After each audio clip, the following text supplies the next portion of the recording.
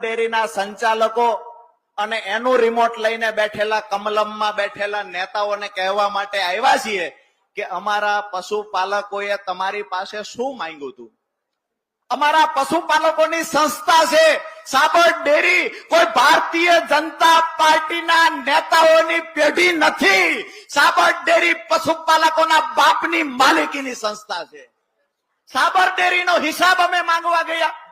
અમે દૂધ ભર્યું છે, લાખો લીટર દૂધ ભર્યું છે. અમને જયારે નફાનો જે ભાવફેર મળવો જોઈએ આ ભાવફેર ન મળ્યો. એ ભાવફેરનો હિસાબ કરવા ગયા અને કોઈના ઈશારે અમારા પશુપાલકો ખેડૂતો પર જે લાઠીઓ વરસાવવામાં આવી, અમારા અશોકભાઈ અમારા પરિવારના એક સ્વજનનું આ લાઠીઓ વરસાવવાથી અને ટીયર ગેસના ગુંગળામણથી જે મૃત્યુ થયું છે આનો હિસાબ લેવા માટે આજે આપણે મળ્યા છીએ. જ્યાં સુધી પરિણામ નહીં મળે ત્યાં સુધી લડી લેવાની તૈયારી છે. બે હાથ ઊંચા કરીને કહેજો, પરિણામ ના મળે ત્યાં સુધી લડી લઈશું. એક એક રૂપિયાનો હિસાબ માંગીશું.